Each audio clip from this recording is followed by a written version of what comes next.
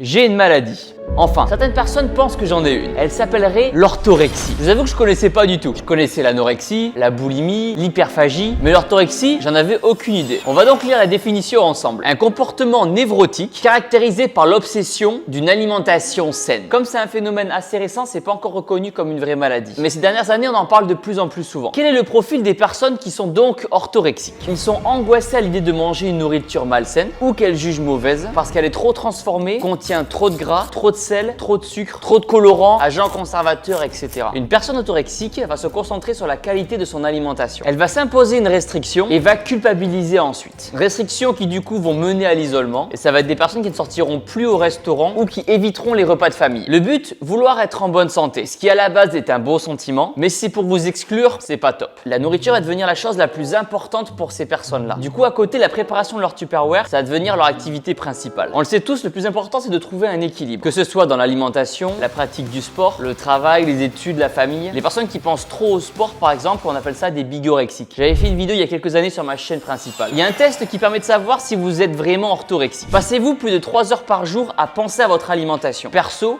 oui. Planifiez-vous vos repas plusieurs jours à l'avance? Non. Si je dois manger au restaurant, je mange au restaurant. Je mangerai sainement au restaurant. Quoique, non, des fois, je peux prendre un burger, des frites, etc. Avez-vous l'impression que la valeur nutritionnelle de vos repas est à vos yeux plus importante que le plaisir de déguster? Oui, clairement. Percevez-vous que la qualité de votre vie est dégradée lorsque la qualité de votre nourriture s'est améliorée? Non. Ma vie n'a pas bougé. Puisque comme je l'ai dit tout à l'heure, je m'empêche pas d'aller à des repas de famille ou manger au restaurant. Je vais pas refuser d'aller chez un pote. Au restaurant, c'est très facile aujourd'hui de trouver des alternatives saines. Êtes-vous récemment devenu exigeant avec vous-même? L'alimentation, récemment non, ça fait plus de 10 ans, donc je dirais pas récemment. Avez-vous l'impression que votre amour-propre est renforcé par votre volonté de manger sain?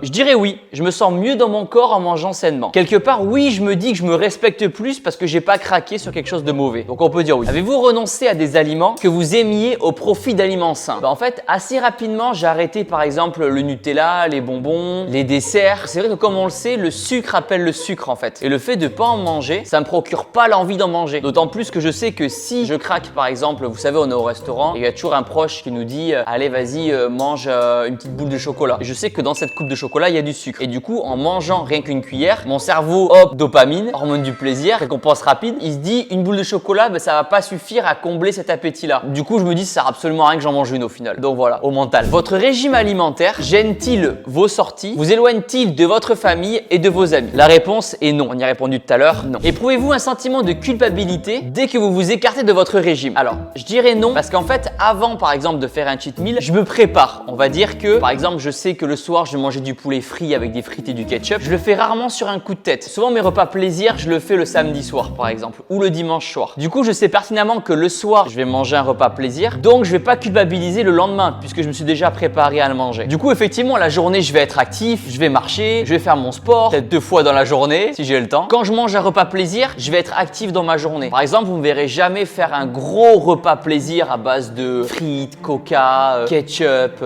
burger et ensuite prendre l'avion et être immobile pendant 8 heures. Quand je sais que je vais être immobile pendant un certain temps, l'avion par exemple pendant 8-12 heures, je vais manger plutôt un repas léger puisque mon corps ne fera pas beaucoup d'efforts. Donc ça sert à rien de le surnourrir non plus. C'est un peu comme ça que je réfléchis. C'est pour ça que quelque part, je me qualifie pas comme orthorexique parce que oui, je fais attention à ce que je mange. Oui, je ne vais pas manger des choses inutiles pour mon corps, comme par exemple des gâteaux industriels, des choux à la crème, des pâtisseries. Je vais pas le manger en fait parce que mon corps n'en a pas besoin. Il y a déjà assez de sucre dans notre alimentation de base. Pas besoin de rajouter plein de conneries industrielles bourrées de sucre ajouté. Et le fait que ça fait longtemps que j'ai pas mangé par exemple de dessert bourré de sucre, mon cerveau quelque part a oublié le goût du sucre. Donc en fait, quand je passe devant une boulangerie et que je vois plein de gâteaux, des éclairs au chocolat, des tartes au citron, des flans, je me dis pas j'aimerais trop en manger parce que j'ai pas cet appel du sucre là de mon cerveau. Je sais que je vais un petit peu loin dans ma réflexion. D'ailleurs, j'ai hâte de lire vos messages dans les commentaires. Du coup, le fait que je mange jamais sucré, j'ai pas cet appel du sucre. Par contre, moi je suis quelqu'un qui adore le salé. On était à Milan pour le nouvel an, j'ai mangé des pizzas. On était au restaurant, j'ai mangé des burgers. Dans un restaurant, on a fait une petite pause à midi, on était pressé, j'ai mangé 2 panini. Alors attention, par contre, quand je mange un panini, un burger, une pizza, j'essaie vraiment d'aller dans un restaurant de qualité. Par exemple, si je veux manger un hamburger, je vais le prendre dans un restaurant qui fait des vrais burgers maison avec de la vraie viande, du vrai pain de qualité. Je vais pas aller chez McDo pour me faire un plaisir. J'en tirerai aucune satisfaction personnelle. Si je veux me faire une pizza, pareil, je vais aller dans un vrai restaurant qui fait des vraies pizzas artisanales et pas dans la chaîne de fast-food du coin. Mais par contre, comme je l'ai dit tout à l'heure, quand je vais manger relativement gras dans ma journée, oui, je vais avoir une dépense énergétique. Oui, je vais faire du sport et je vais pas rester allongé sur mon canapé à rien faire. Et comme je le dis, moi, c'est la vie qui me convient. C'est ce qui me fait plaisir. Je passe pas mes journées à culpabiliser en disant oh putain, j'ai pas mangé un chamallow depuis 10 ans. Non, je m'en fous. Je culpabilise pas, je me sens bien dans mon corps, j'ai de l'énergie toute ma journée. Ça me manque pas du tout de manger une glace à Gundas.